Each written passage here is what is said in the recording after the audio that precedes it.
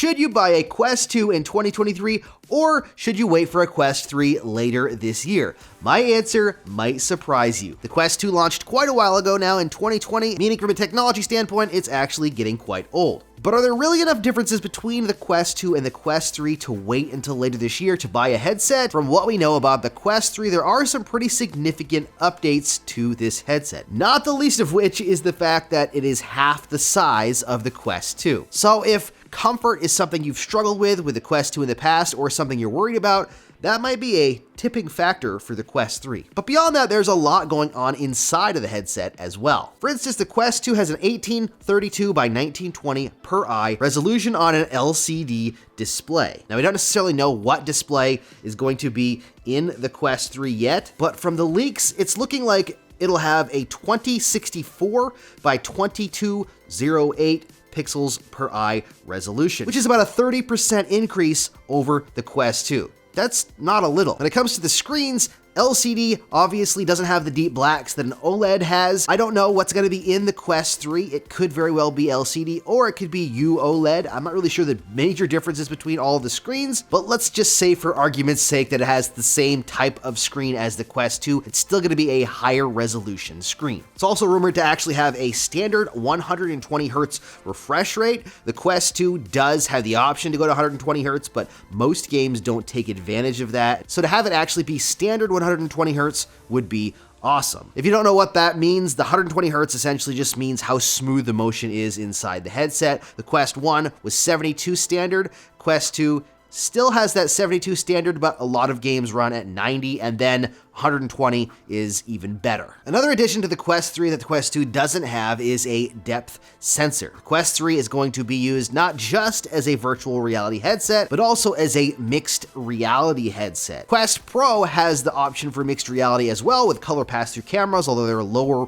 resolution than hopefully what the Quest 3 is going to have, and it's already fun to play some stuff in the Quest Pro, but having a depth sensor is going to make the experience even easier and better, the ability to map out your room much faster. There's some really cool mixed reality experiences coming out that can be played on the Quest 2, but it's in black and white, lower resolution, so if you're looking for mixed reality, then the Quest 3 is definitely going to be the way to go. Now, I've already mentioned that the Quest 3 is going to be smaller by approximately half than the Quest 2, but why is it so much smaller? Well, it's not just because it wants to be smaller, it's actually smaller because of the pancake lenses, and this actually is probably my biggest deal in the new headset is the pancake lens. You see, Quest Pro uses pancake lenses as well. Essentially, it's taking out the Fresnel lenses in something like the Quest or even in PSVR 2 and replacing them with a much thinner and smaller optical stack, allowing for the headset to be much smaller. But that's not the only benefit of pancake lenses. Pancake lenses actually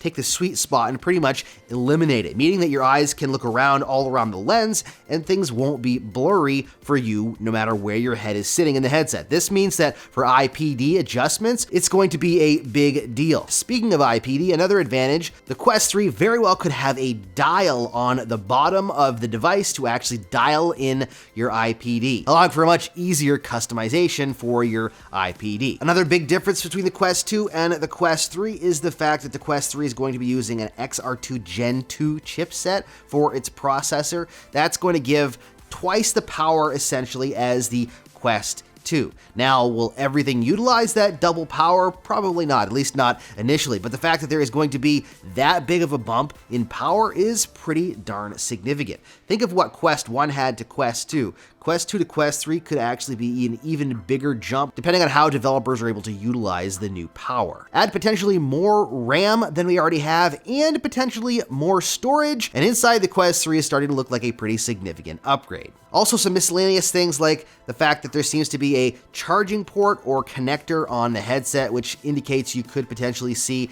an official dock for this, where you set the headset on and it charges automatically, which I love about the Quest Pro. Now that we've illustrated the biggest differences between the Quest 3 and the Quest 2, does it really mean you should wait for the Quest 3? Well, here are some things that you need to consider. First off is price. The Quest 3 is probably going to be expensive. Not like $1,000 expensive. It's expected to be under $500, but if I had to guess, I would say $499. So that's where the first consideration comes in. pricing. Are you going to be able to afford the $499 price tag for the Quest 3, or are you better off jumping into something like the Quest 2? Now, here's another thing to think about.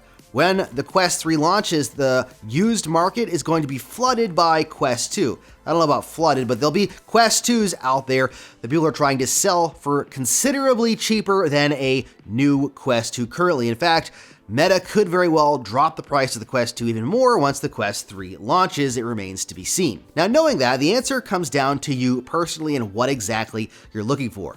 Pricing.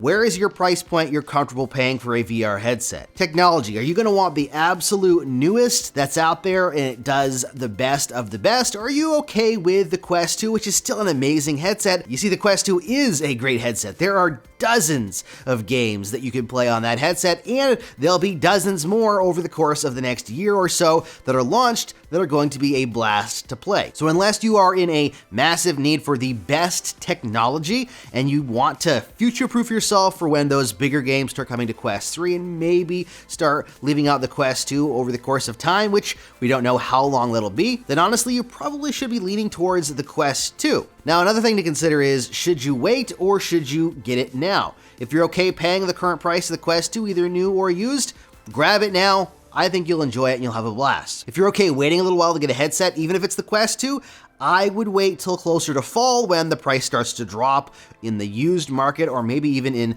the new market. And if you want the best of the best, something that's going to be future-proof for even longer and has more power, is smaller, more comfortable, then the Quest 3 is definitely your best option. I love VR, so I would not want to wait.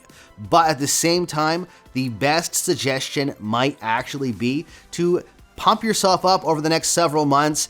Do all the research you can, find all the games that you want, maybe even purchase some games in the app over time, and then buy a Quest 2 when the Quest 3 launches, because you're going to get the most bang for your buck that way. For me, I would have a massively hard time waiting, but if you're just trying to dip your toes into VR, or this is your first headset and you're okay with waiting a little bit longer, that personally for me would be the most frugal option and the best use for the least amount of money. Now, I know there are a lot of people out there that are going to want to buy the Quest 3 right away, and I am with you.